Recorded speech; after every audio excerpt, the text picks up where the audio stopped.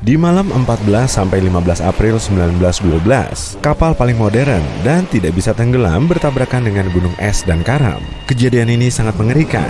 Bayangkan saja kapal pesiar besar yang ukurannya berkali-kali lipat patung Liberty menabrak sebongkah es dan tenggelam. Situasinya gelap dan dingin. Yang bisa kita dengar cuma gemuruh dan deritan logam dan kayu. Yang ada di sekelilingmu cuma perairan es di Samudra Atlantik yang tak berujung. Hampir mustahil menghubungi dunia luar dari sini. Tidak ada telepon ataupun internet. Tak seorang pun di sisi lain planet ini tahu kalau kapal itu sedang tenggelam. Ini adalah mimpi buruk. Tapi hal yang paling mengejutkan adalah orang-orang yang ada di Titanic pada hari itu tidak panik. Mereka tenang. Mungkin cuma agak khawatir, tapi sama sekali tidak ada raut takut di wajah mereka. Untuk memahami kenapa mereka tidak takut saat berhadapan dengan salah satu bencana terbesar abad ke-20 ini, kita perlu melihat apa yang terjadi lewat mata mereka. Jadi, kamu adalah seorang penumpang di kapal laut yang terkenal itu. Kabinmu terletak di salah satu dek atas kapal. Kamu sedang berkumpul dengan teman-teman sambil makan malam. Musisi memainkan melodi yang indah dan pelayan menyajikan hidangan penutup. Kamu pergi ke geladak dan menikmati keterangan laut yang luas ini. Saat ini, kamu merasa sangat aman dan nyaman. Kamu bangga bisa menjadi salah satu orang pertama di dunia yang bepergian naik kapal berteknologi tinggi saat itu. Kamu pun lanjut tidur di kabin dan terbangun karena seorang anggota kru mengetuk pintumu dengan lembut dan memintamu pergi ke geladak. Ada masalah yang terjadi, tapi tidak perlu panik. Santai saja. Kamu pun dengan senang hati keluar untuk melihat langit malam.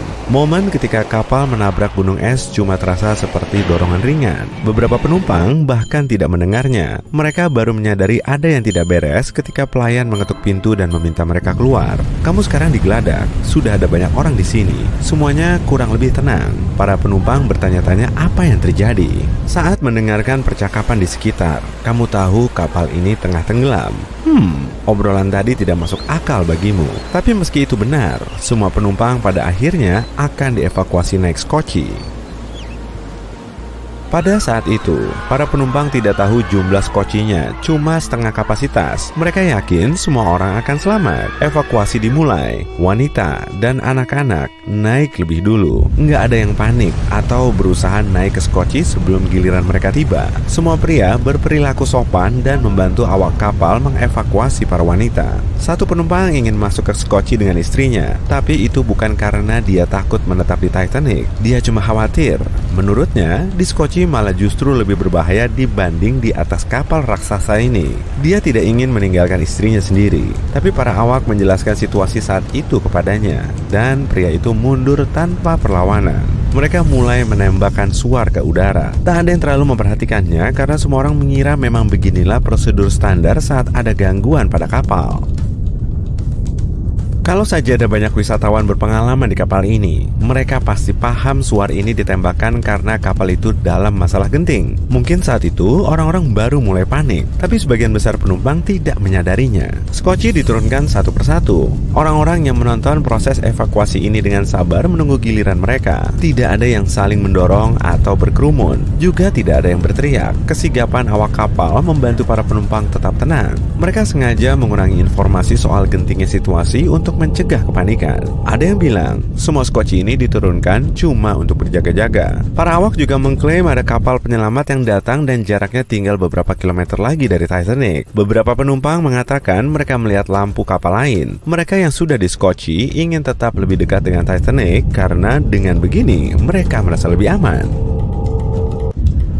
Banyak penumpang menolak percaya ada masalah serius yang terjadi. Bahkan saat informasi kapal sedang tenggelam disebarkan, mereka tak mengindahkannya. Mana mungkin kapal yang tidak bisa tenggelam ini tenggelam? Tapi begitulah cara kerja pikiran manusia. Dalam situasi ekstrem, otak menolak percaya bahwa hal buruk akan terjadi. Kamu bahkan nggak mau membayangkannya. Salah satu penumpang berpendapat bahaya ini dibesar-besarkan. Dia mengklaim semua orang akan kembali ke Titanic dalam waktu dekat. Beberapa penumpang takut, tapi mereka tetap tidak ingin meninggalkan kapal. Kabin yang hangat dan kapal paling aman di dunia ada di sini.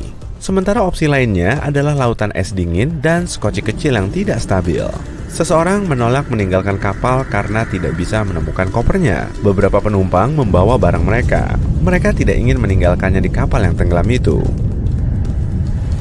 Ada banyak imigran di kapal, dan sebagiannya bahkan nggak paham bahasa Inggris. Para anggota kru tidak bisa menjelaskan apa yang sedang terjadi. Penumpang ini bahkan salah memahami arahan kru saat evakuasi. Mereka tak paham arti tulisan di papan evakuasi. Banyak penumpang yakin ada gangguan di bagian mesin. Masalahnya akan segera beres dan Titanic akan melanjutkan perjalanannya. Orang-orang baru mulai menyadari mereka mulai tenggelam saat kapal itu mulai miring ke depan dan bagian belakangnya mulai naik ke atas air. Saat itulah orang-orang di sekitar mulai panik. Beberapa melompat ke dalam air, yang lain naik ke skoci tanpa menunggu antrean. Tapi secara garis besar tidak ada kekacauan dan histeria, meski ada sekitar 1.500 orang di kapal.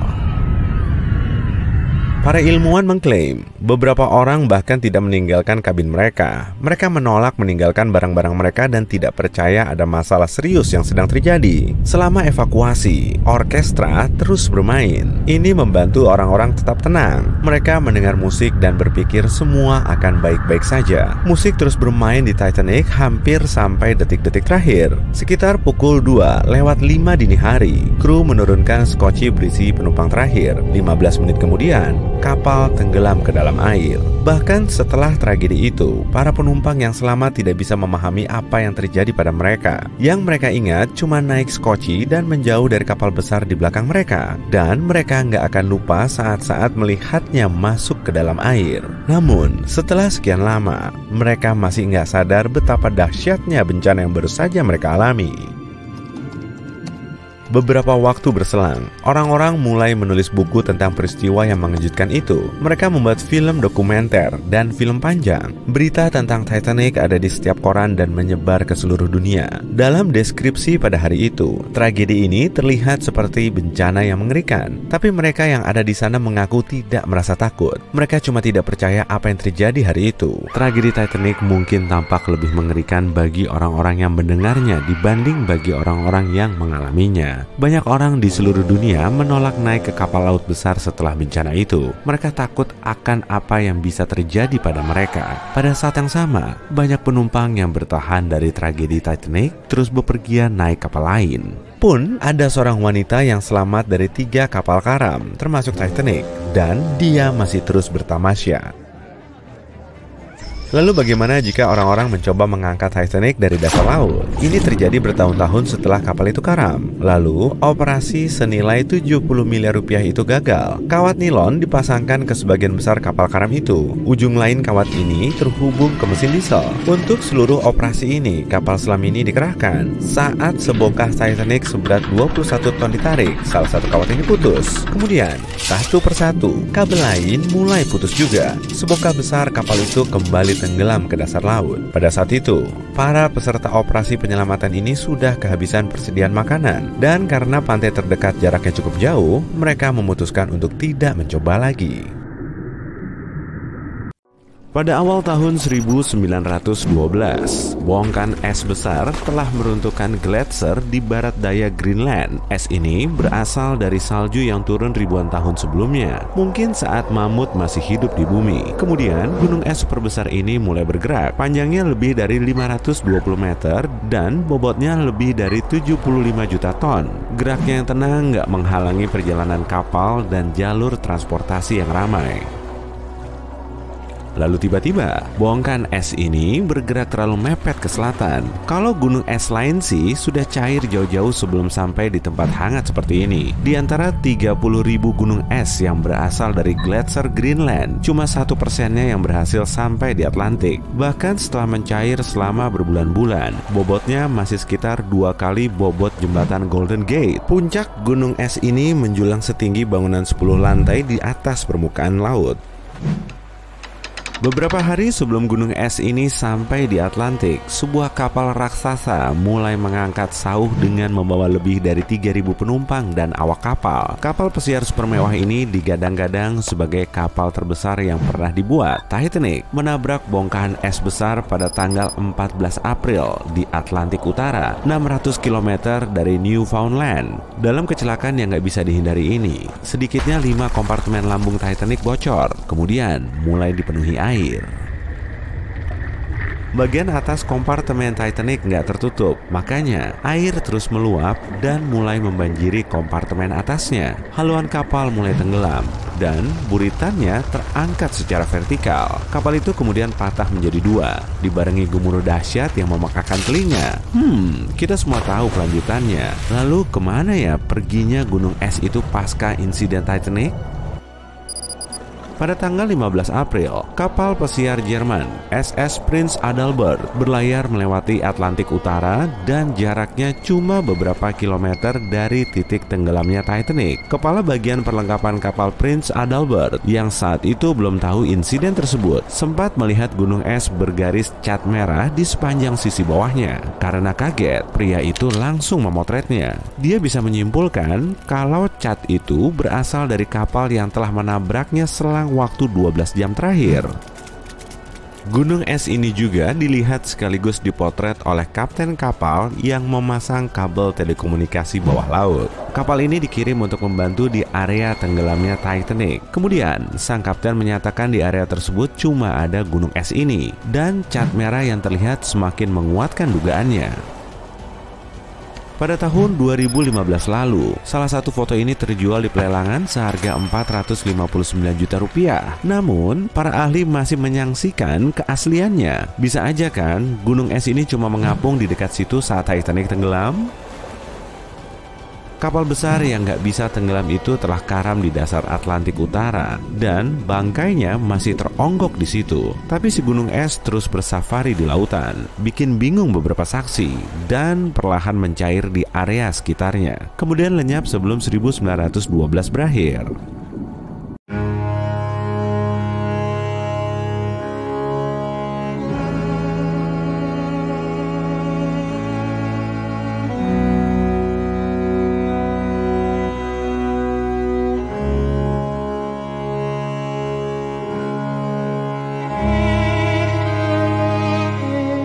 Kita sudah hidup bersama selama bertahun-tahun. Kemanapun kamu pergi, aku harus ikut. Ucap Aida Strauss kepada suaminya. Salah satu penumpang terkaya di Titanic itu akhirnya nggak naik sekoci. Aida memilih berada di samping Isidor kesayangannya. Beberapa saat sebelumnya, dia telah memberi kenang-kenangan berharga ke pelayannya yang mungkin bisa nyelamatin nyawanya sendiri. Isidor dan Aida Strauss lahir di Jerman. Kemudian pindah ke Amerika Serikat saat mereka masih belia. Mereka bertemu di New York dan 5 tahun kemudian keduanya memutuskan untuk menikah.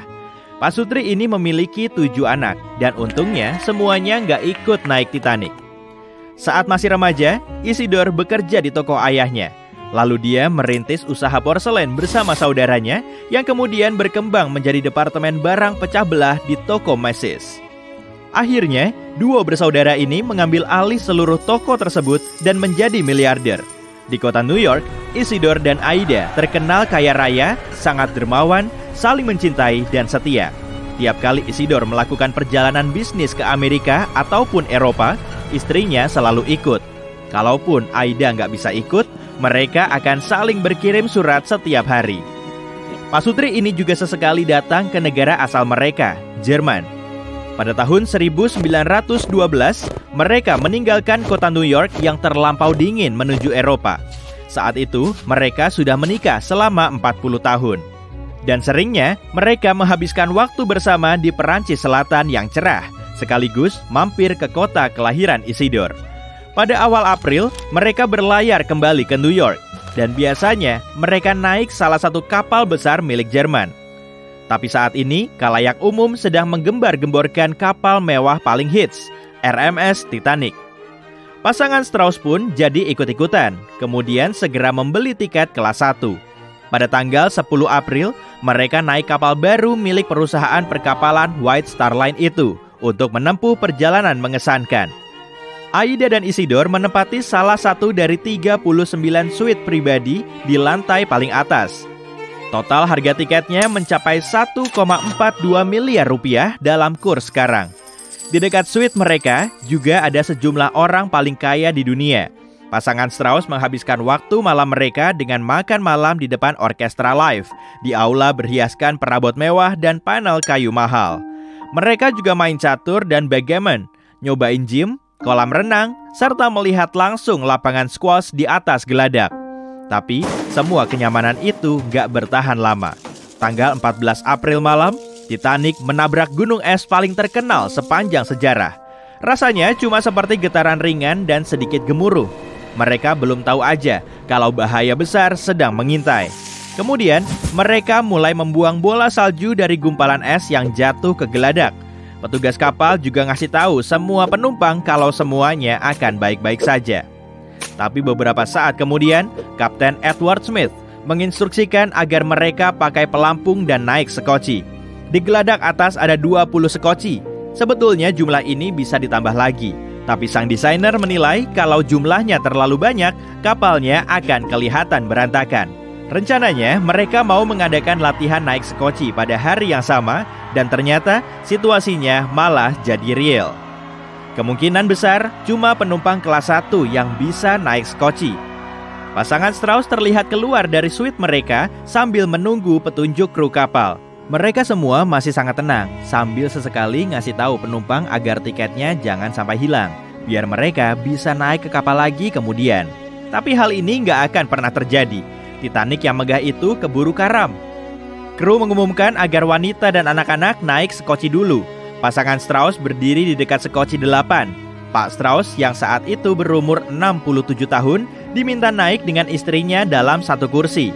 Tapi dia menolaknya dengan bilang, "Saya masih kuat berkorban untuk wanita." Dia terus menunggu hingga semua wanita dan anak-anak terangkut sekoci. Ellen Bird, pelayan baru Aida, sempat ragu sebelum naik ke sekoci, tapi Aida meyakinkannya. Sebetulnya masih ada tempat buat Aida, dan wanita lain dari kelas 1 juga memakikan agar segera naik. Tiap sekoci akan terisi penuh dalam waktu 10 menit. Dan selama itu juga, Aida harus nentuin nasibnya sendiri. Dia melepas mantel bulu indahnya, lalu menyerahkannya ke pelayan yang menggigil. Aida bilang dia gak akan memerlukannya lagi. Tapi sekoci gak akan diturunkan tanpa dia. Para pelaut nyoba narik dan maksa dia naik ke sekoci.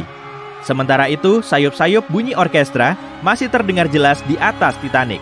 Bukan main, Aida tetap nggak mau naik dan memilih berdiri di geladak meski Isidore memohon-mohon agar dia naik sekoci saja. Dia nggak mau ninggalin suaminya sendirian, apapun kondisinya.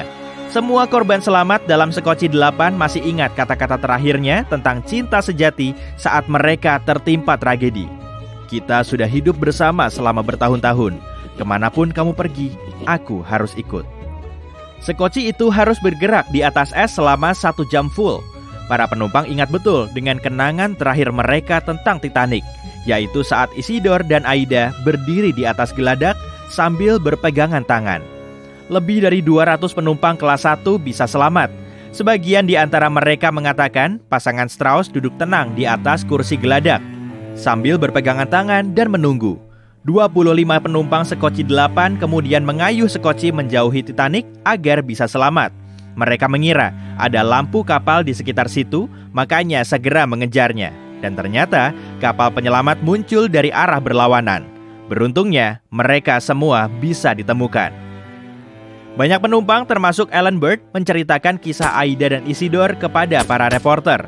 Itulah kenangan paling berharga di malam yang mencekam itu.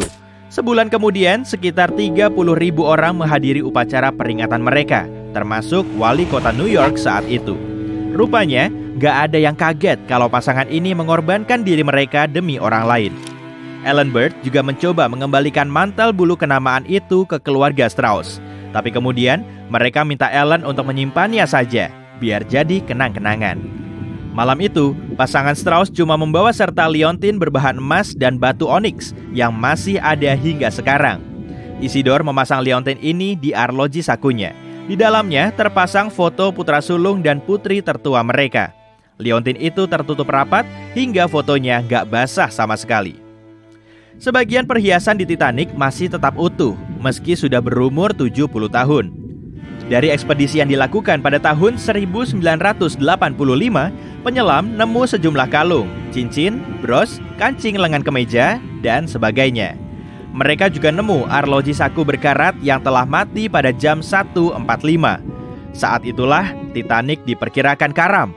Kolektor buku di atas Titanic juga mastiin agar ibu dan pelayannya naik sekoci. Tapi dia kurang beruntung. Di kopernya terdapat buku langka berumur 400 tahun. Pria ini sedang berlayar menuju New York setelah mendapat buku incarannya. Buku kecil ini terkubur di dasar laut bersama dengan 7 juta pucuk surat yang dibawa Titanic. Salah satu surat tersebut ditulis oleh penumpang kelas 1 kepada ibunya sehari sebelum Titanic tenggelam. Cuma surat ini yang ditulis di atas Titanic dan masih tetap utuh meski terendam di Samudra Atlantik yang dingin. Lembarannya terlipat di dalam buku catatan yang tersimpan di dalam saku. Ada juga penumpang kelas 1 yang berprofesi sebagai ahli kimia asal Jerman. Dia sedang menempuh perjalanan menuju New York untuk mendirikan toko parfum. Pria ini meninggalkan sebuah tas berisi sampel parfum. Saat Titanic tenggelam, pemain biola Wallace Hartley dan orkestranya tetap bermain hingga akhir. Setelah tahu kalau dia nggak akan selamat, Hartley segera nyelamatin biola kesukaannya. Dia memasukkannya ke dalam tas kulit agar tetap mengapung. Dan 10 hari kemudian, biola itu ditemukan telah rusak terkena air. Tunangan Hartley segera menyimpannya dan bertahun-tahun kemudian menjualnya di sebuah pelelangan dengan harga 24,2 miliar rupiah. Biola ini masih jadi salah satu artefak paling penting dalam tragedi Titanic. Meski begitu, nasib 5 grand piano yang dimainkan di atas Titanic gak seberuntung itu karena semuanya masih ada di dasar laut. Para penyelam juga nemu selembar partitur musik yang ternyata sebuah lagu dari teater Broadway. Tulisannya masih bisa dibaca meski telah terendam air selama lebih dari 70 tahun. Harga satu-satunya mobil yang ada di Titanic bisa sampai miliaran rupiah. Mobil Renault CB Coupe ini milik penumpang kelas 1 William Carter. Bodinya jelas nggak bisa diselamatin lagi, tapi Carter dan keluarganya selamat dari tragedi menakutkan itu. Bahkan, mereka mengajukan klaim asuransi mobil itu sebesar 71 juta rupiah. Di zamannya, kendaraan ini masih sangat baru.